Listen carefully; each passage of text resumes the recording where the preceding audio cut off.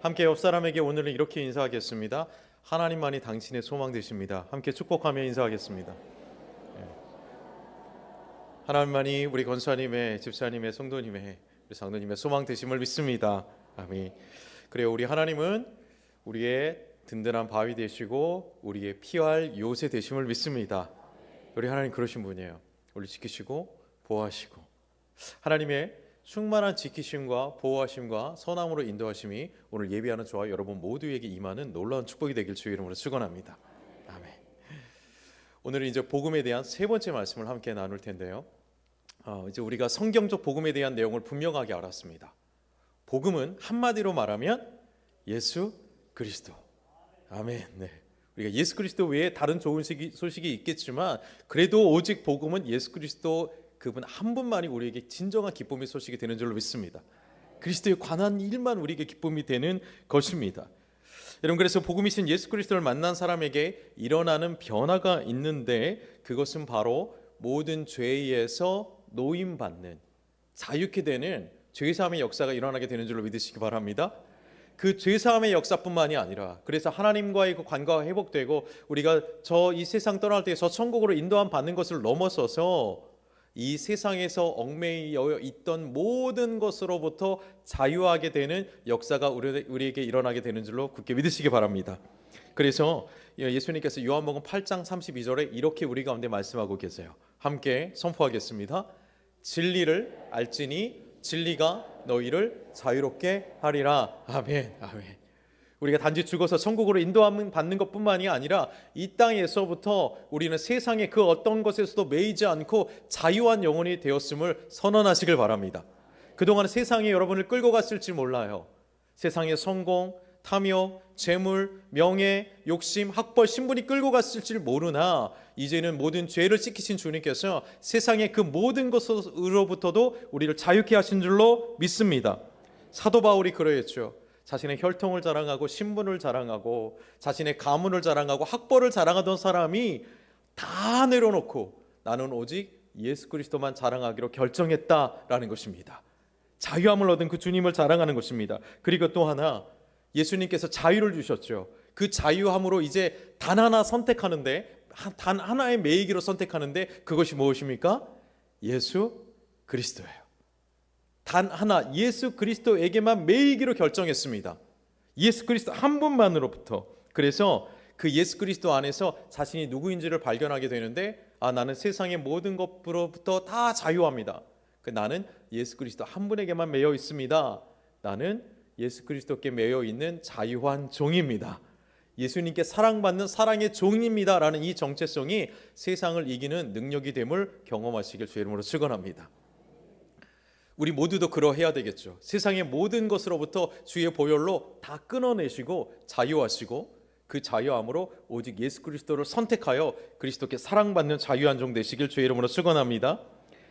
이제 오늘은 복음의 세 번째 말씀이에요. 십자가의 보혈로 죄를 씻음받고 세상에 얽매였던 나를 끌고 가려고 했던 모든 것으로부터 우리는 이제 올무에서 풀린 새처럼 자유하게 되었고 이제 예수님께만 매였죠. 그리고 이제 복음의 완성의 단계로 나아가야 하는데 그 세 번째가 이제 오늘 말씀에 기록되어 있습니다.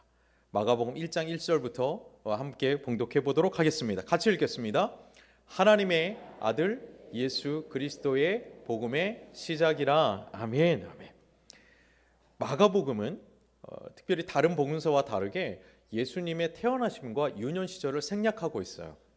그리고 바로 예수 그리스도의 그 복음의 시작이다라는 것을 선언하고 있는데 하나님의 아들 예수 그리스도의 복음이 시작되었다라고 명확하게 선포하는 것으로 복음서가 시작됩니다.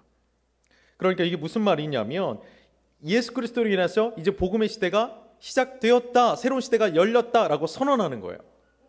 이게 헬라어 원문으로 보면 조금 더 명확한데요. 아르케라는 거예요. 아르케, 시작, 토 유앙겔리온. 무슨 뜻이냐면 이제 복음이 시작되었다 이렇게 선언합니다. 복음이 시작되었다. 그리고 그 복음이 무엇인지 뒤에 부연 설명을 하는데 그게 예수 그리스도 하나님의 아들이다 이렇게 설명하는 거예요. 그러니까 선언은 이것입니다. 마가복음 시작. 이제 복음의 시대가 시작되었다. 선언, 선포입니다. 그러니까 짜잔 하는 거예요. 이제 시작되었습니다 라는 거예요. 제가 예배 올라올 때마다 이제 각각 성가대실에 이제 들려가지고 기도를 하고 올라옵니다. 근데 우리 시원 성가대는요, 연습을 빨리 끝내놓고 이제 기다리고 있어요.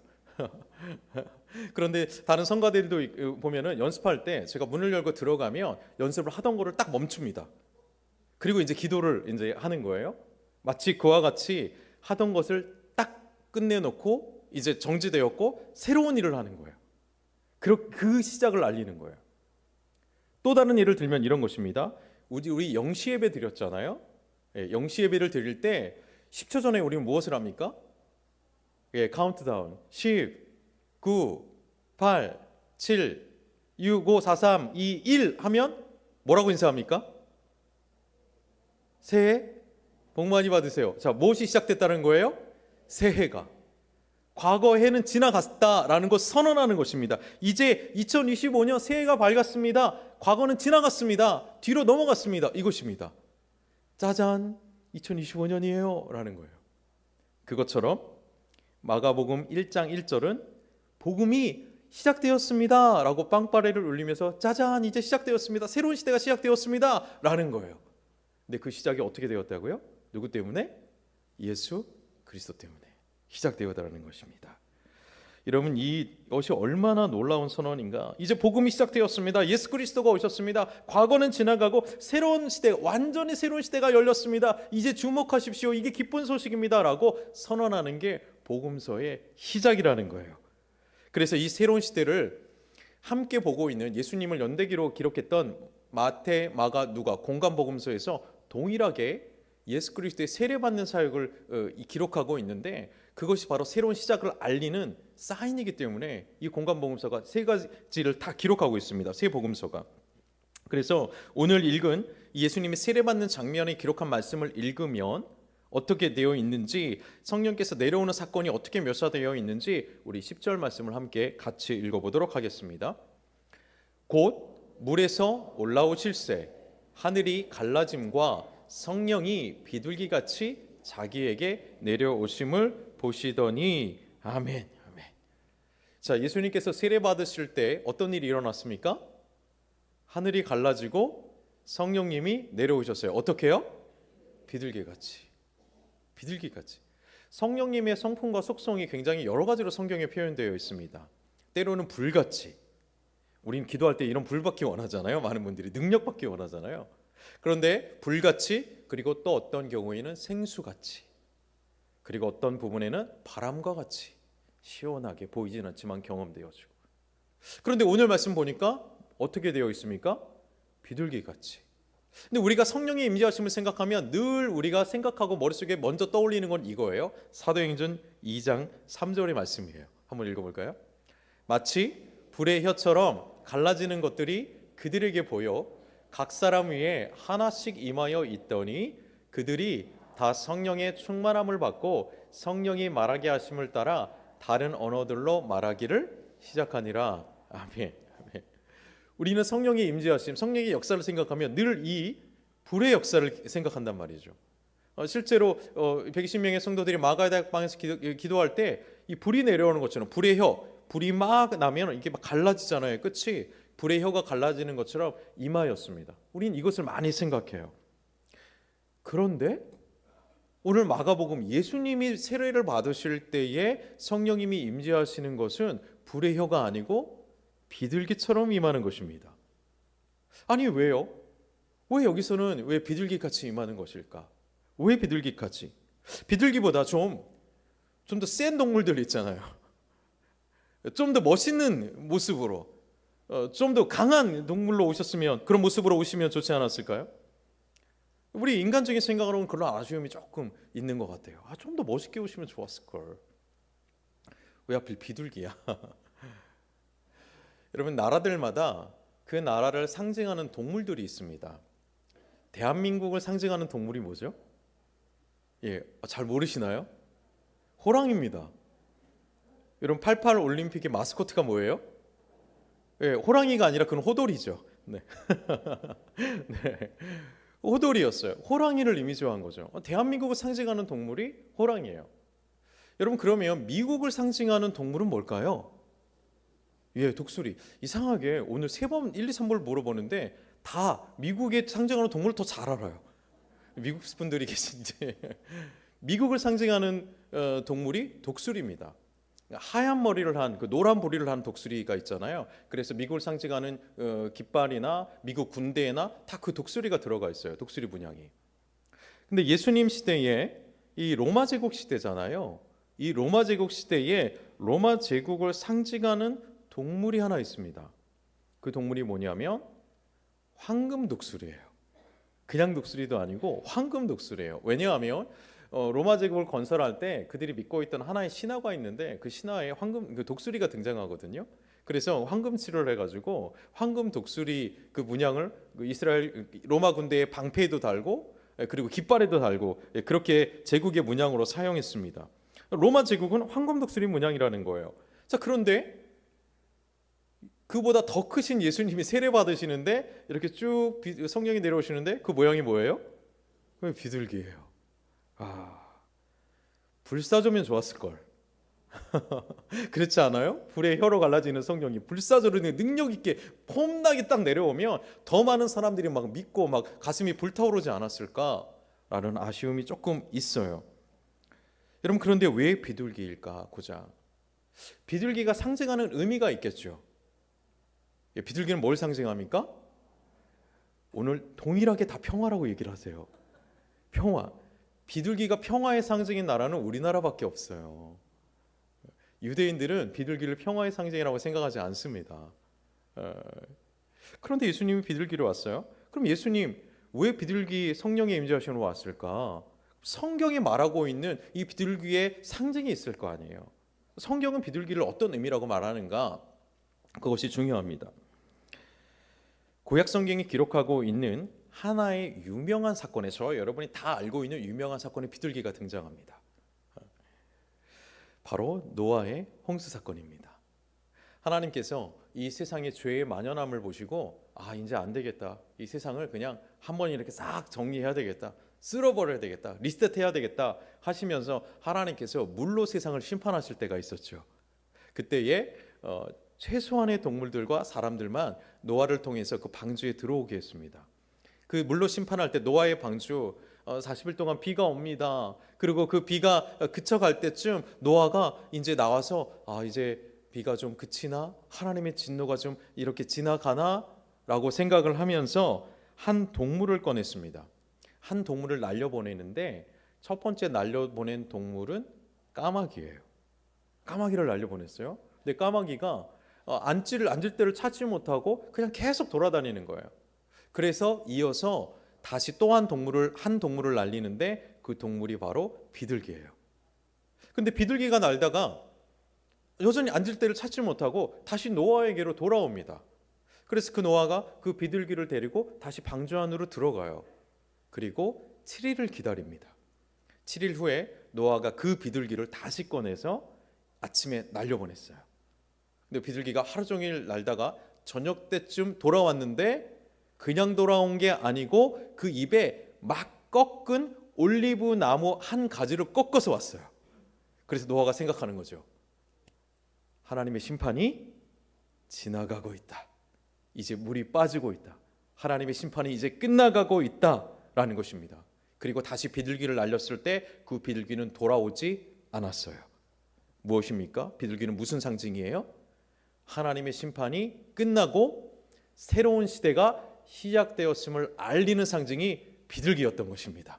이게 성경의 의미인 거예요. 그러므로 예수님이 세례받을 때 성령이 비둘기처럼 임하셨다라는 것은 무엇이냐면 이제 심판의 시대는 지나갔다는 것입니다. 이제 죄악의 시대, 저주의 시대는 지나가고 이제 새로운 시대, 하나님의 은혜의 시대가 도래했다라는 것을 상징적으로 알려주는 그 성령의 선언이 성령님께서 예수님에게 비둘기처럼 임하셨다라는 것입니다. 여러분, 오늘 우리 예수님께서 세례 받으시고 물에서 올라오실 때 성령께서 비둘기의 형상으로 임하셨잖아요. 평화가 아니라 새 시대가 열려졌다라는 것입니다. 여러분, 이제 예수 그리스도로 말미암아 이제 예수 그리스도를 믿고 그걸 복음으로 받아들인 우리들 모두에게 성령께서 임하실 때에 이제 과거의 모든 죄악과 저주의 시대는 끝났음을 알리는 그 선언이 우리 모두에게도 일어나게 되기를 축원합니다. 이제 우리 모두에게 그걸 선언하는 거예요. 성령님께서 새로운 시대, 이제 은혜의 시대가 시작되었다라는 것입니다. 하나님 성령으로 우리 가운데 역사하시는 그 은혜를 받아들이시길 주의 이름으로 축원합니다. 이게 얼마나 감격스러운 역사적인 장면입니까? 가슴 뛰는 장면이에요. 이제 예수님을 통해서 이제 성령이 비둘기처럼 임했어요. 과거의 모든 저주의 시대는 지나가고 새로운 시대가, 하나님의 역사의 시대가, 능력의 시대가 이제 임하는구나. 우리들에게도 선언하는 거예요. 너희 저주의 시대는 이제 끝났다. 죄악에 매여있던 시대는 이제 끝났다. 심판의 시대 끝났다. 예수 그리스도와 함께하는 새로운 인생, 은혜의 인생이 이제 너희에게 시작되었다라는 이 선언, 우리 모두에게 일어난 사건인 줄로 믿으시기 바랍니다. 오늘 성령님께서 오늘 다시 한번 구하는 저와 여러분에게 비둘기와 같이 임하기를 주의 이름으로 축원합니다. 그리스도 안에서 이제 성령님은 새로운 역사를 시작하실 거예요. 저와 여러분에게 과거에 묶여있던 모든 것으로부터 자유를 선언하실 것입니다. 과거에 묶여있었던 모든 아픔들, 상처들, 후회들, 우리의 지난날의 죄악과 잘못들, 그것으로부터 자유하게 하시는 성령의 역사가 일어나게 될 줄로 믿습니다. 예수 그리스도로 주어지는 복음의 능력이 바로 이것입니다. 이 능력이에요. 단지 우리가 이 땅에서 살다가 죽어서 천국 가는 능력이 복음의 능력, 그것만이 아니에요. 세상의 모든 것으로부터, 얽매이기 쉬운 것으로부터, 죄의 그림자로부터 우리를 자유하게 하시는 것뿐만이 아니라 이제 새로운 존재로 변화하게 되어 새로운 역사를 이끌어가는 새로운 존재의 변화를 이끄시는 줄로 믿으시기 바랍니다. 그럼 여러분, 이제 더 이상 이런 말은 우리 입에서 그쳐야 할 줄로 믿습니다. 나는 안 돼. 나는 부족해서 안 돼. 나는 죄가 많아서 안 돼. 나는 실수가 많아서 안 돼. 나는 과거에 이런 상처가 있어서 안 돼. 나는 너무 늦었어. 나이가 많아. 아니에요. 우리가 성령 안에서 새롭게 된 줄로 믿으시기 바랍니다. 우리 안에서 성령께서 새 일을 행하실 때 이제 전통과 익숙함을 넘어서야 됩니다. 그것을 뛰어넘어서 하나님의 뜻에 따라 새로운 인도하심에 순종하게 될 때 그 역사는 현실이 될 줄로 믿습니다. 하나님의 나라는 과거의 방식에 묶여있는 게 아니에요. 지금 역사하시는 새로운 방식으로 우리가 나아갈 때 하나님의 새로운 역사가 우리 가운데 이루어지게 되는 것입니다. 너무 늦었어. 나이가 많아. 아니요, 그렇지 않습니다. 오늘 성령님께서 임하시면 모든 것을 뒤로 하고 새롭게 되어지는 것, 은혜가 임하게 되는 것이죠. 그런데 이 새롭게 되어지는 은혜는요, 세상이 먼저 바뀌는 게 아닙니다. 무엇이 먼저 바뀌는가? 성령 안에서 성령의 임재를 받은 내가 먼저 바뀌게 되는 역사라는 것을 여러분 굳게 붙잡으시길 바라요. 누가 먼저 바뀐다고요? 내가 먼저 바뀌는 것입니다. 내가. 그래서 고린도후서 5장 17절은요 이렇게 선언하는 것이죠. 각자에게 선언하겠습니다. 그런즉 누구든지 그리스도 안에 있으면 새로운 피조물이라. 이전 것은 지나갔으니 보라 새 것이 되었도다. 할렐루야. 아멘. 이제 여러분들은 뭡니까? 이제 새 것이 되었습니다. 하나님의 신제품입니다. 신걸작품이에요. 하나님이 만드신 걸작품입니다. 우리는 작품이에요. 존귀한 존재예요. 다시 빚어주신 거예요. 여러분, 하나님께서 우리를 새롭게 만드신 놀라운 은혜, 그리스도의 형상을 닮은 걸작품이 되었음을 인정하시길 바랍니다. 과거의 것은 지나갔어요. 과거의 것은. 그래서 성령의 역사는 나로부터 바뀌는 거예요. 내가 먼저 바뀌고 나를 통해서 하나님의 나라가 이루어지는 것입니다. 예를 들면 이런 거예요. 여러분에게 이 질문을 해보겠습니다. 여러분, 세상에서 시달리고 세상에서 위축되는 그리스도인이 되고 싶습니까? 아니면 이제는 세상을 이기는 담대한 능력의 그리스도인이 되고 싶으십니까? 이기고 싶으시죠? 담대한 능력의 그리스도인 되고 싶으시죠? 하나 더 묻겠습니다. 여러분, 하늘나라 가기 전에 전도하고 싶습니까? 아니면 그냥 전도는 내 일이 아니니까 난 이제 늙어서 못해, 나 전도는 안 해, 이렇게 하시겠습니까? 하셔야 되겠죠. 하기는 해야 되겠죠. 그런데 전도를 열심히 하고 계십니까? 네.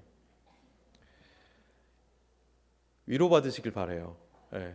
이제 베드로 얘기를 드릴 건데요. 베드로도 그랬어요. 여러분, 베드로가 성령 받기 전에 마가의 다락방에서 성령의 능력을 받기 전에 예수님을 믿었을까요? 안 믿었을까요? 믿었습니다. 인류 최초로 예수 그리스도가 하나님의 아들이라고, 주는 그리스도시요 살아계신 하나님의 아들입니다라는 믿음을 선언한 사람이에요. 누가 가르쳐주지 않았어요. 3년 동안 예수님을 따라다녀보고 예수님의 말씀을 들어보고 하는 일을 옆에서 가까이 보니까 분명해요. 예수님은 하나님의 아들, 구약에 예언한 메시아 그리스도라는 게 분명했어요.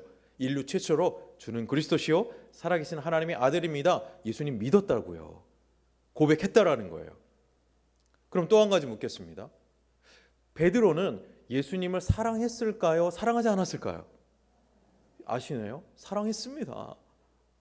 부활하신 예수님이 베드로를 찾아가죠. 그래서 예수님이 3번 묻습니다. 네가 나를 사랑하느냐? 그때 베드로가 대답하죠. 내가 주를 사랑하는 줄 주께서 아십니다. 3번 대답해요. 우리의 심령과 중심까지 꿰뚫어 보시는 예수님께서 인정하는 거죠. 그래, 네 진심 안다. 네가 나를 사랑하는구나. 인정해 주세요. 그러니까 베드로는 예수님을 믿었던 사람이고 예수님을 사랑했던 사람임이 분명합니다. 그런데 문제는 예수님을 믿는다고 하면서, 예수님의 제자라고 하면서, 예수님을 사랑한다고 하면서 진심으로 믿었지만 믿음대로 살아낼 수 있는 능력이 없었어요. 마치 오늘날 우리들의 모습을 조금 보는 것 같아요.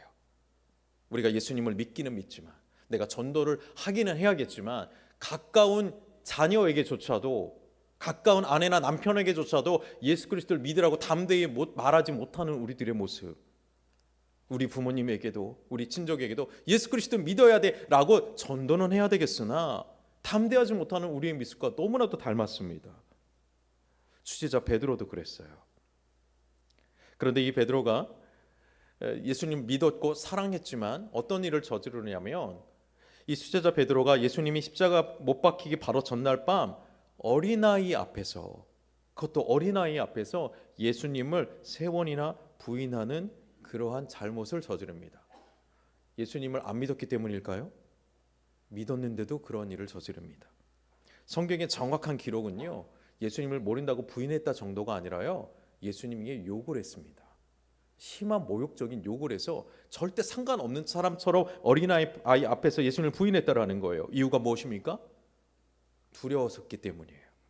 현실이 두려웠기 때문이에요. 현실의 문제 때문에. 마음은 예수님 믿고 있어요. 예수님 믿는다고 말하고 싶었어요. 사랑한다고 말하고 싶었어요. 그런데 현실의 두려움 때문에, 현실이 무서워서 그 믿음대로 살아내지 못했습니다. 예수님을 믿지 않아서가 아니에요. 예수님을 사랑하지 않아서가 아니었어요. 믿음대로 행할 능력이 없었던 거예요.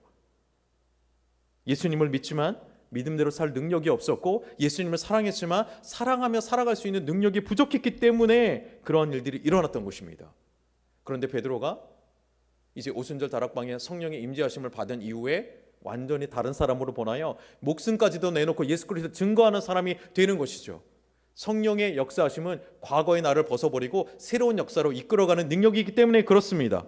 그렇다면 오늘날 우리가 베드로에게 우리의 모습을 찾을지언데 우리는 이제 무엇을 해야 되겠습니까?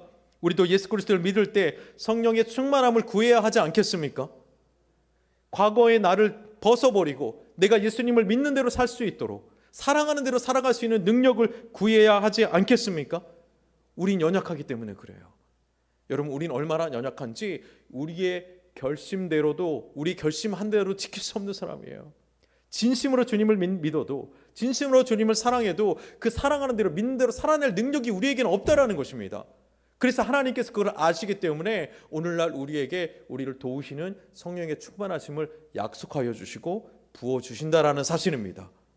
여러분, 예수 그리스도가 저와 여러분 각 사람의 심령에 오늘 비둘기처럼 임하사 과거의 나를 끊어내고 이제 새로운 역사로 이끌어 가시는 그 능력을 붙잡게 되는 놀라운 믿음의 역사가 되는 날이 되시길 주 이름으로 축원합니다.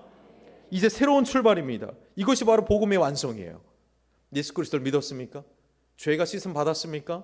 자유하게 되었습니까? 그래서 예수님을 다시 붙잡았습니까? 그러면 그 붙잡은 대로 살아갈 수 있는 능력을 성령님께서 완성시켜 주신다라는 것입니다. 여러분, 성령님을 굳게 붙잡으시길 주 이름으로 축원합니다. 마가의 다락방에서 기도하였던 120명의 성도들에게 오순절날 성령이 임하였어요. 그 전까지는요, 두려워서 숨어서 기도하던 자들이었어요. 세상이 무서웠고 세상에 끌려가던 자들이었습니다. 그러나 이날 성령의 임재하심이 그들에게 나가 임재하게 되고 성령의 임재하심이 그들의 영혼을 살았게 되자 두려움에 떨고 지내던 자들이 담대한 그리스도인의 주인이 되었다라는 사실입니다.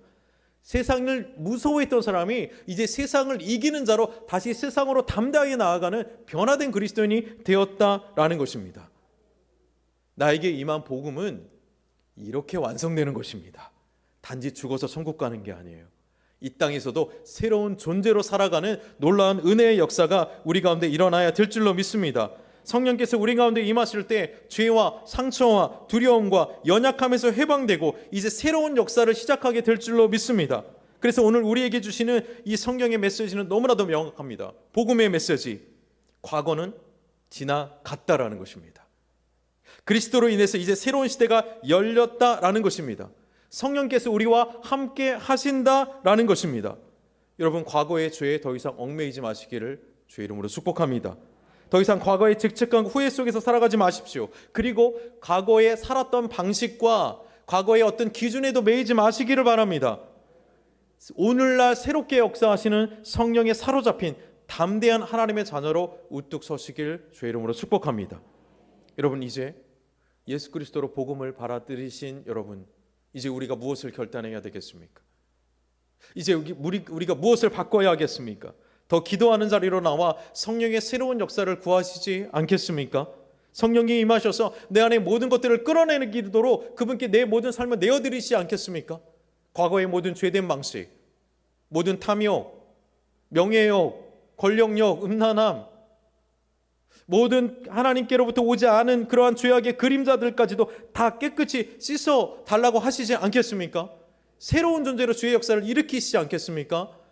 여러분, 예수 그리스도 성령의 임재하심으로 새로운 역사를 일으키시는 믿음의 군사들 되시길 주의 이름으로 축복합니다. 여러분, 성령이 임하시면 이런 일이 일어납니다. 요엘 선지자를 통해서 이제 예수 그리스도를 통해서 각 사람에게 성령의 영이 임하게 될 것인데, 그럼 이러이러한 일이 일어날 것이다 예언하였고 사도행전 2장 17절에 이 예언이 성취되었습니다. 어떻게 성취되었는지 함께 선포하겠습니다. 하나님이 말씀하시기를 말세에 내가 내 영을 모든 육체에 부어주리니 너희의 자녀들은 예언할 것이요 너희의 젊은이들은 환상을 보고 너희의 늙은이들은 꿈을 꾸리라. 아멘. 이렇게 완성되는 것입니다. 복음은 이 땅에서 이렇게 완성되어지는 거예요. 어떻게요? 성령이 임재하시면 우리의 자녀들은 주의 말씀을 예언하고 주의 말씀을 선포하는 그러한 믿음의 세대가 될 줄로 믿습니다. 우리의 젊은 세대들은 환상, 주님 주시는 꿈과 그 비전을 보고 그 비전을 향해 달려나가는 믿음의 세대가 될 줄로 믿습니다. 그리고 성경에 조금 번역이 아쉬워요. 늙은 이들은 이라고 되었지만 우리의 기성세대들, 시니어 세대들, 장년 세대들은 어떻게 된다고요? 꿈을 꾸게 되는 역사가 일어나게 될 줄로 믿습니다. 이 어른 세대들, 기성세대들은, 시니어 세대들은 과거의 그 이야기를 하는 게 아니에요. 그거에 매여 있는 게 아니에요.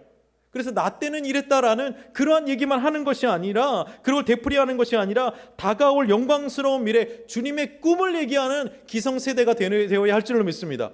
이게 성령의 능력이에요. 과거를 얘기하는 게 아니에요.